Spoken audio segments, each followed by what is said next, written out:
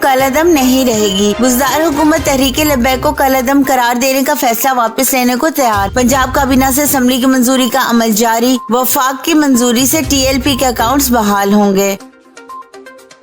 حکومت اور مذہبی جماعت کے معاہدے پر عمل درآمد جاری، محکمہ داخلہ پنجاب کا تحریک لبیک کے 100 مزید کارکنوں کی رہائی کا حکم، 90 افراد کے نام 4 شیڈول سے خارج کر دیے گئے۔ سعد رضوی کی نظر بندی کے خلاف درخواست خارج کر دی گئی۔ کس سے معاملات طے پا گئے؟ مجھے یہ پتا ہے کہ عمران خان صاحب 5 سال پورے کریں گے۔ میرے ساتھ جب سعد رضوی صاحب کی بات چیت ہوئی، اس میں وہ قائم تھے فرینچ ایمبیسی پہ، اور ان کو اس چیز پہ قائل کیا گیا کہ ہم اس کو اسمبلی میں لائیں گے۔ میں نے یہ دستخط کیے ہیں، میں اس پہ قائم۔ وزیر داخلہ شیخ رشید نے سعد رضوی سے بات چیت پر لا علمی کا اظہار کر دیا۔ اسلام آباد میں میڈیا سے گفتگو کرتے ہوئے شیخ رشید نے کہا کہ سعد رضوی کی جب ان سے بات ہوئی تھی تو فرانسیسی سفارت خانے کے معاملے پر قائم تھے۔ سعد رضوی کو قائل کیا کہ معاملہ پارلیمنٹ میں لایا جائے گا۔ اس پر انہوں نے دستخط بھی کیے جس پر وہ قائم ہیں۔ شیخ رشید نے مزید کہا کہ انہیں نہیں پتا کہ کس کے ساتھ کیا بات ہوئی، انہیں صرف یہ پتا ہے کہ عمران خان 5 سال پورے کریں گے۔ پیچھے کرپشن پڑے رہتے ہیں 2 بڑے خاندانوں کے پیچھے۔ میری ان سے کوئی ذاتی لڑائی، بلکہ میری تو دوستیاں ہوتی تھی ان سے۔ مجھے کہتے ہیں جی وہ اپوزیشن لیڈر ہے، آپ اسے ہاتھ نہیں ملاتے۔ اس کے اوپر اربوں روپے کے کرپشن کے کیسز ہیں، میں اس کے اوپر ہاتھ ملاتا ہوں تو میں ایکسیپٹ کروا دیتا ہوں معاشرے میں کہ بری چیز ہی نہیں ہے یہ۔ اکادمی ادبیات پاکستان میں ایک تقریب سے خطاب میں وزیر اعظم عمران خان نے کہا کہ سب کہتے ہیں آپ 2 بڑے خاندانوں کے پیچھے پڑے رہتے ہیں، 2 خاندانوں سے ذاتی لڑائی نہیں ہے میری ان سے دوستی ہوا کرتی تھی۔ انہوں نے کہا کہ 2 طرح کے چیلنجز ہیں، ایک چیلنج ہے کہ ہم کرپشن کو قبول کر لیں۔ مجھ سے کہتے ہیں اپوزیشن لیڈر سے ہاتھ نہیں ملاتے، اپوزیشن لیڈر پر اربوں روپے کی کرپشن کے الزامات ہیں۔ اپوزیشن لیڈر سے ہاتھ ملانے کا مطلب ہے کرپشن کو قبول کرنا۔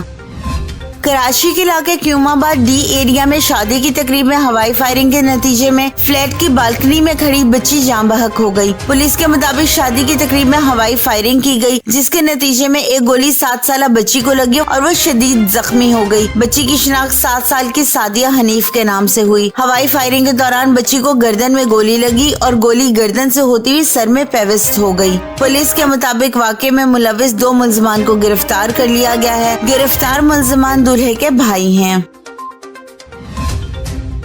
قومی اسمبلی میں قائد حزب اختلاف شہباز شریف نے کہا کہ ملک میں چینی کا ذخیرہ 15 روز کا رہ گیا ہے اور یہاں ٹی وی پر خطاب کا شوق پورا کیا جا رہا ہے۔ مسلم لیگ نون کے صدر شہباز شریف نے حکومت پر تنقید کرتے ہوئے کہا کہ 2 دن میں 1 کلو چینی کی قیمت میں 5 روپے کا اضافہ ہوا۔ ہول سیل مارکیٹ میں چینی 130 روپے کلو سے تجاوز کر چکی ہے۔ انہوں نے وزیر اعظم کا ریلیف پیکج مسترد کر دیا اور کہا کہ ریلیف اور PTI 2 متضاد چیزیں ہیں۔ علاوہ ازیں پیپلز پارٹی کے رہنما سعید غنی نے کہا کہ چینی کی قیمت مسلسل بڑھ رہی ہے، پیٹرول کی قیمت 4تھی مرتبہ بڑھی ہے۔ امیر جماعت اسلامی سراج الحق کہتے ہیں کہ اس وقت کسان، ڈاکٹر، نوجوان سب پریشان ہیں۔ وزیر اعظم سبسڈی نہ دیں، مہنگائی واپس لے لیں۔ تمام تر حکومی اقدامات کے باوجود ملک میں چینی کی قیمت میں مسلسل اضافے کا سلسلہ جاری ہے۔ پاکستان میں چینی کی قیمت پیٹرول سے بھی زیادہ ہو گئی اور مختلف شہروں میں چینی 150 روپے فی کلو تک فروخت ہونے لگی ہے، جبکہ ملک میں اس وقت پیٹرول 138 روپے 30 پیسے فی لیٹر پر فروخت ہو رہا ہے۔ پشاور کی ہول سیل مارکیٹ میں فی کلو گرام چینی کی قیمت میں 8 روپے کا اضافہ ہو گیا۔ صدر شوگر ڈیلرز ایسوسی ایشن کا کہنا ہے کہ ہول سیل میں چینی 140 روپے کلو میں فروخت ہو رہی ہے، جبکہ چینی کی ریٹیل قیمت 145 سے 150 روپے فی کلو تک ہو گئی ہے۔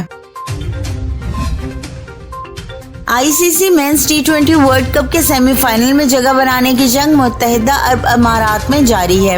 T20 ورلڈ کپ کے سپر 12 مرحلے میں 6 ٹیموں کو 2 گروپوں میں تقسیم کیا گیا ہے، جبکہ ہر گروپ میں شامل ٹیمیں 5 میچز کھیلیں گی اور 2 ٹاپ ٹیمیں سیمی فائنل کے لیے کوالیفائی کریں گی۔ گروپ 1 کی ٹاپ ٹیم گروپ 2 کی دوسرے نمبر والی سے، جبکہ گروپ 1 کی دوسرے نمبر والی ٹیم گروپ 2 کی ٹاپ ٹیم سے سیمی فائنل کھیلے گی۔ پاکستان گروپ 2 میں مسلسل 4 میچز جیت کر ٹاپ پر ہے، جبکہ اس کا اگلا مقابلہ 7 نومبر کو اسکاٹ لینڈ کے خلاف ہے، لیکن اس میچ کا پاکستان کے پوائنٹس ٹیبل کی پوزیشن پر کوئی فرق نہیں پڑے گا۔ پاکستان گروپ 2 میں پہلے نمبر پہ رہنے کی وجہ سے 11 نومبر کو دبئی میں سیمی فائنل کھیلے گا۔ تاہم سوال یہ ہے کہ پاکستان کا سیمی فائنل میں کس ٹیم سے ٹاکرا ہو سکتا ہے۔ زیادہ امکان یہ ہے کہ پاکستان کا سیمی فائنل میں مقابلہ آسٹریلیا سے ہوگا۔